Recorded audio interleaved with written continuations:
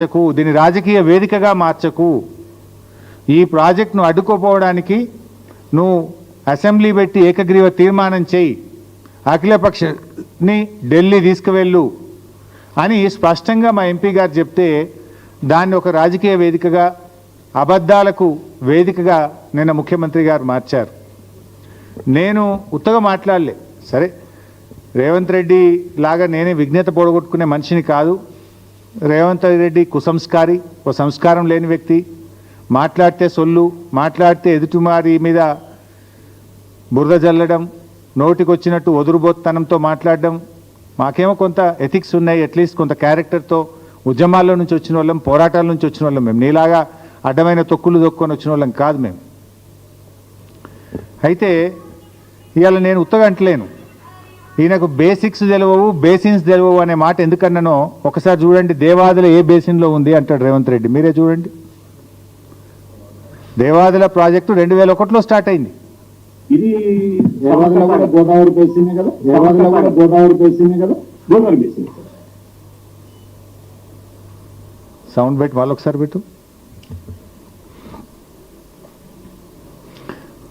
23 సంవత్సరాలు దేవాదుల కూడా గోదావరి బేసిన్ కదా, దేవాదుల కూడా గోదావరి బేసిన్ కదా, గోదావరి బేసిన్. దేవాదుల కూడా గోదావరి బేసిన్ అని అడుగుతుండు.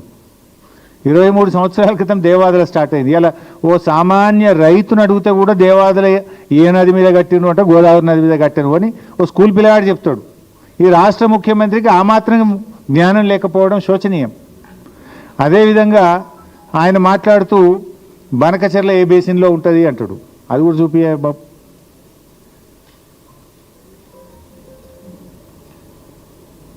अंतकरला ये पेसिन, अंतकरला ये पेसिन, बनकचरला इधर जो है sir, that's okay. That location it is in Prakasam जिला सर, प्रकाशम जिला you are facing no sir, facing penna basin.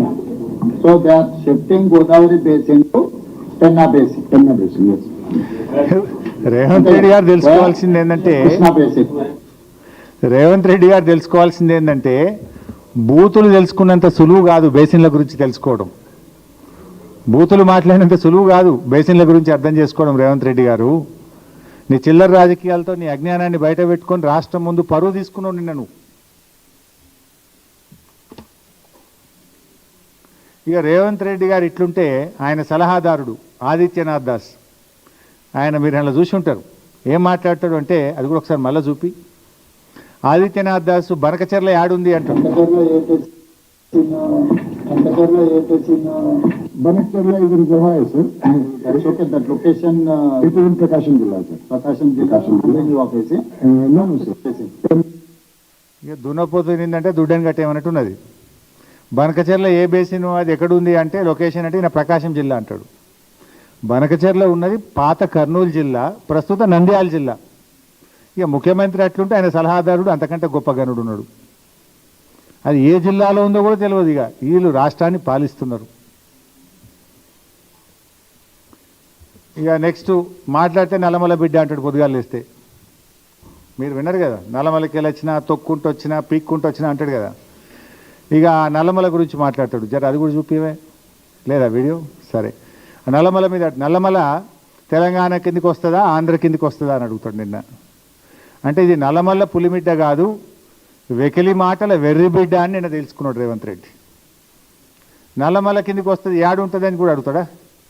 ఆ మాత్రం అంటే అజ్ఞానాన్ని కూడా అర్థం చేసుకోవచ్చు, కానీ విషపూరితమైన మనస్తత్వంతో ఉన్న ఈ వికారాన్ని, అజ్ఞానాన్ని భరించడం చాలా కష్టం. అంత విషం. రేవంత్ రెడ్డిలో విషయం తక్కువ, విషం ఎక్కువ.